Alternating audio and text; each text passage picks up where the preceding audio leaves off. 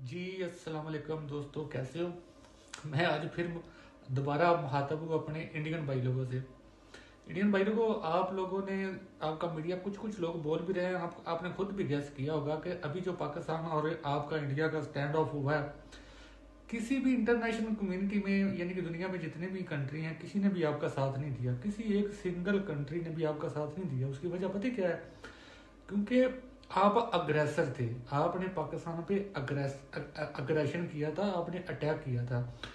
तो international community आपका साथ क्यों नहीं दिया? अगर आप मेरी वीडियो 4 5 मिनट 6 मिनट देख लोगे ना, तो आपको मैं बहुत बड़ी इंफॉर्मेशन देने वाला हूँ। मेरा मकसद है आप लोगों का दिल दुखाना नहीं है, लेकिन जो रियलिटी है, जो हकीकत है, मैं आपके सामने वो रखने वाला हूँ। देखो भाई लोगों, पूरी दुनिया में इस वक्त अभी तक वेस्ट डोमिनेट कर रहा है, मतलब यूरोप, अमेरिका। यूरोपियन लोग कौन है? यूरोपियन लोग सब क्रिश्चियन है। अमेरिकन कौन है? क्रिश्चियन है। इस वक्त पूरी दुनिया में 3 मज़हब जो है ना, पॉपुलेशन के लिहाज से भी ज़्यादा है और पूरी दुनिया को डोमिनेट कर रहे हैं। सबसे बड़ा मज़हब है क्रिश्चियन। दूसरे नंबर पे दूसरा बड़ा, मैं पॉपुलेशन के लिहाज से बात कर रहा हूँ, पॉपुलेशन के लिहाज से दूसरा बड़ा मज़हब है इस्लाम। और तीसरा मज़हब जो डोमिनेट में शामिल है, डोमिनेट कर रहा है दुनिया को, वो है ज्यूज, मतलब यहूदी। अभी मैं आपको एक बात बता दूं, जो यहूदी है वो हजरत मूसा की शरीयत या उसका कॉन्स्टिट्यूशन, उसका कानून फॉलो करते हैं। लेकिन हजरत मूसा अलैहिस्सलाम भी हजरत इब्राहिम अलैहिस्सलाम की औलाद से हैं। क्रिश्चियन जो है वो हजरत ईसा अलैहिस्सलाम को फॉलो करते हैं, उसका कॉन्स्टिट्यूशन फॉलो करते हैं। हजरत ईसा अलैहिस्सलाम भी हजरत इब्राहिम अलैहिस्सलाम की औलाद से हैं। मुसलमान हजरत मोहम्मद सल्लल्लाहु अलैहि वसल्लम को फॉलो करते हैं। हजरत मोहम्मद भी इब्राहिम अलैहिस्सलाम की औलाद से हैं। मतलब इनका दादा एक ही है तीनों मज़ाहब का। तो कहने का मकसद ये है कि अभी तीनों मज़हब का आपको पता चल गया कि ये आपस में कज़न ही है। मतलब जो अरब हैं वो हज़रत इब्राहिम अलैहिस्सलाम के बेटे हज़रत इस्माइल की औलाद है, जितने अरब हैं, मुस्लिम अरब। और जो ज्यूज़ हैं या क्रिश्चियन हैं, क्रिश्चियनी ज्यूज़, ये सारे हज़रत इब्राहिम अलैहिस्सलाम के बेटे हज़रत इसहाक की औलाद है। और अब हम आते हैं हज़रत इसहाक पे, और सॉरी हज़रत इब्राहिम पे। हजरत इब्राहिम वो वाहिद नबी है, वाहिद प्रॉफिट है, जिसने सबसे पहले, जिसकी आप पूजा करते हो, मतलब मूर्ति पूजा, बुत की पूजा, हजरत इब्राहिम अलैहिस्सलाम ने सबसे पहले इस चीज़ को बैन किया था अपने दौर में। उन्होंने बुत तोड़े थे बकायदा। उसके बाद उसकी सारी औलाद नबी आई है। 1 लाख कम बेश नबी यहूदियों में आए हैं हजरत इब्राहिम अलैहिस्सलाम की औलाद से। तो उन सारे नबियों का मकसद बुत बुत परस्ती खत्म करना ही था, बुत तोड़ना था। सब आप बाइबल पढ़ के देख लो। तो हिंदू भाइयों, इंडियन मेरे भाई लोगों, आपको कुरान का तो आपने इंडिया में मौलवियों से सुना होगा, मुस्लिम मौलवियों से। कुरान तो वाज़ह तौर पे कहता है कि ये चीज़। अच्छा, दूसरी चीज़ मैं ये आपको एक और बता दूं, आप कि बड़े लोग बड़े फख्र से बोलते हैं कि हम काफर हैं, हम काफर हैं। भाई लोग, आप काफर नहीं हो। मतलब काफर भी हो, लेकिन आपका दर्जा उससे भी ज़्यादा है according to Bible, according to Quran. मैं अपने पास से नहीं कह रहा, बाइबल भी आपको मुशरक बोलती है। मुशरक का जो दर्जा होता है ना, वो काफर से ज़्यादा होता है। काफर हम मुस्लिम सिर्फ उसको बोलते हैं जो हमारे प्रॉफिट सल्लल्लाहु अलैहि वसल्लम पे बिलीव नहीं करता, वो होता है काफर। तो काफर भी आप तो हो। हम काफर ज्यादा क्रिश्चियन लोगों को बोलते हैं या यहूदी लोगों को बोलते हैं, क्योंकि वो हमारे प्रॉफिट पे बिलीव नहीं करते। तो काफर की कैटेगरी में तो वो आते हैं। तो उनका तो बड़ा यानी कि ना वो लो लेवल का दर्जा है। काफर का दर्जा लो लेवल का होता है। आप काफर तो हो, लेकिन आप मुशरक भी हो।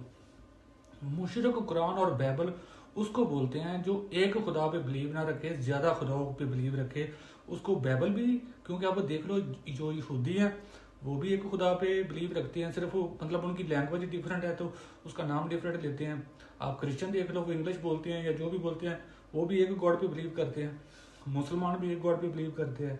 तो हमारे तो सिर्फ जो डिफरेंस है ना, ज्यूज का या क्रिश्चियन का या मुसलमानों का, हमारा प्रॉफिट का डिफरेंस है।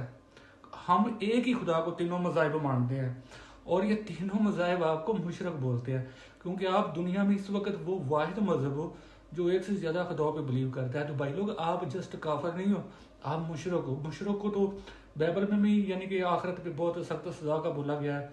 और कुरान तो आप जानते हो मौलवियों से। तो आप अपने आप को काफर कह के प्राउड फील मत किया करो। काफर हमारी नज़र में क्रिश्चियन और जूस लोग हैं। आप काफर से बढ़कर हो, आपका दर्जा काफर से ज़्यादा है, आप मुशरक हो। तो अभी ये तो मैंने एक छोटा सा पॉइंट आपको बताया। अभी वापस आते हैं हमारे आज के टॉपिक पे। तो मैं आपको ये बता रहा था कि तीनों जो बड़े मज़ाहब हैं जो दुनिया को डोमिनेट कर रहे हैं अकॉर्डिंग टू बाइबल, आप बाइबल पढ़ो, आपको हिंदी में मिल जाएगी। उसके बाद आप कुरान पढ़ लो। तीनों मज़हब बुत परस्ती के खिलाफ है जो आप करते हो। तो आप लोग बचे क्यों हुए हो अभी तक? तीनों को ऑर्डर मिला है। बाइबल पढ़ोगे तो बाइबल में सारे नबी, जीसस से पहले जितने यहूदी नबी आए हैं वो सारे बुत परस्ती के खिलाफ ही आए हैं जो आप लोग करते हो। तो जीसस के दौर तक तो तकरीबन मशरक़ वस्ता में बुत परस्ती खत्म हो चुकी थी। इंडिया में आप अभी तक क्यों बचे हुए हो?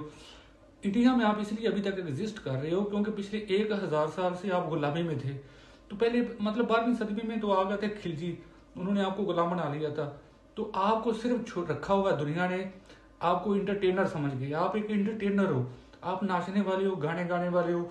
तो इसलिए आपको नहीं मारते, ना क्रिश्चियन ना यहूदी ना मुस्लिम, इंटरटेनर समझ के आपको छोड़ा हुआ है।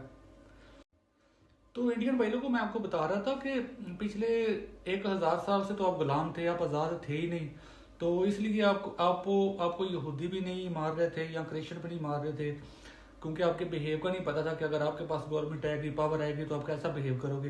हालांकि तीनों की नज़र में, मुसलमानों की या क्रिश्चियन की या यहूदियों की नज़र में आप मुशरक ही हो। मतलब काबिल, मैं भाई ज़्यादा सख्त बात नहीं बोलना चाहता, मेरा मकसद सिर्फ आपको समझाना है। तो देखो, आप 1000 साल गुलाम रहे हो, आप आज़ाद हुए 1947 में।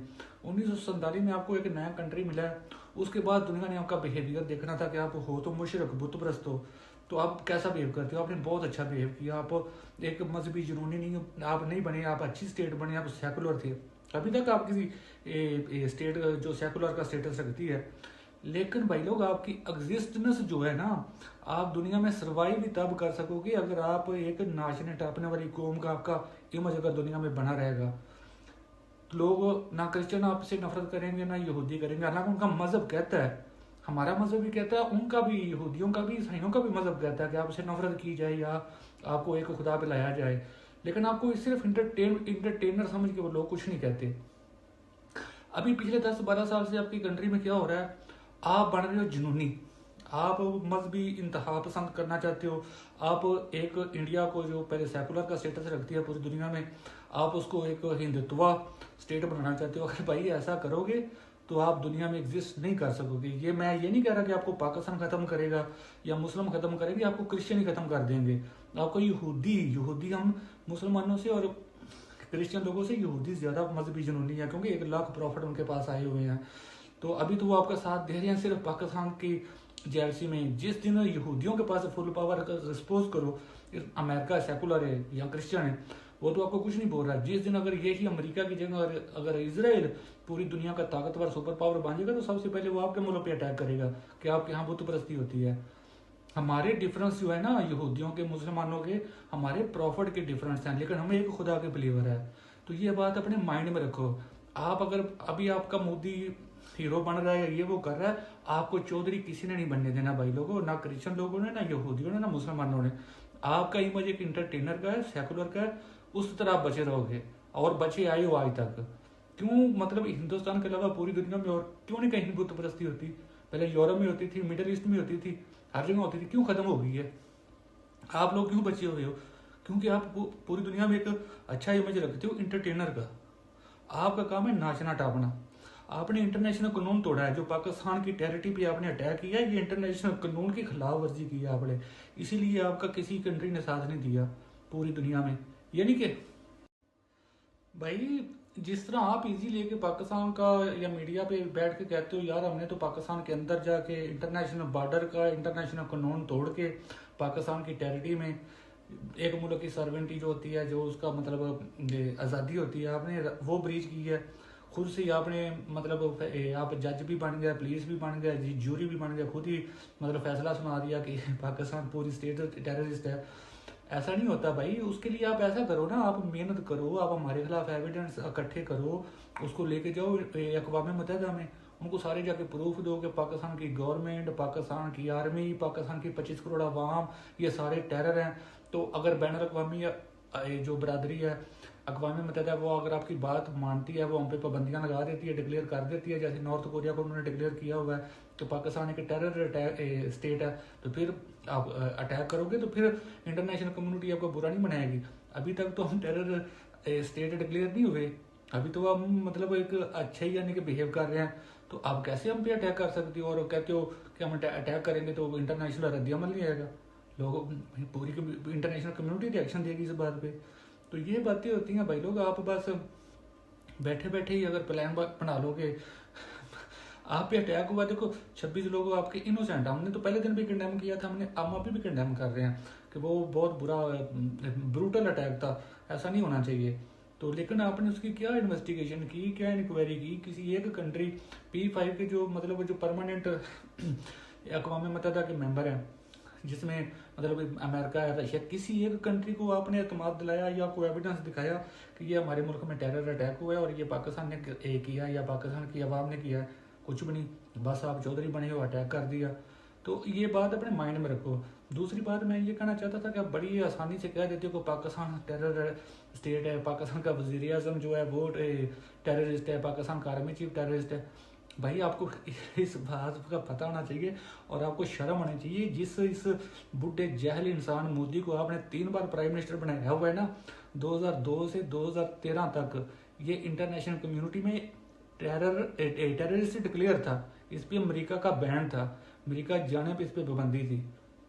आप असल में अगर देखा जाए ना तो आप एक टेररिस्ट को अपना मुल्क का वज़ीर आज़म बनाते हो। ये वज़ीर आज़म बना, इसके ऊपर से बैन हटा है अमेरिका जाने का, उससे पहले बैन था, आप चेक कर लो जाके। 2013 के बाद अमेरिका ने इसको अमेरिका आने की इजाज़त दी है, पूरे 12-13 साल बाद। तो एक टेररिस्ट को आप अपने मुल्क का प्रधानमंत्री बना रहे हो पिछले 10-15 साल से। तो टेररिस्ट स्टेट हम हैं, 25 करोड़ हम लोग टेररिस्ट हैं, या आप 150 करोड़ आप टेररिस्ट हो जो अपने मुल्क का सरबराह एक टेररिस्ट को बना रहे हो? तो भाई थोड़ा सा माइंड ओपन करो अपना।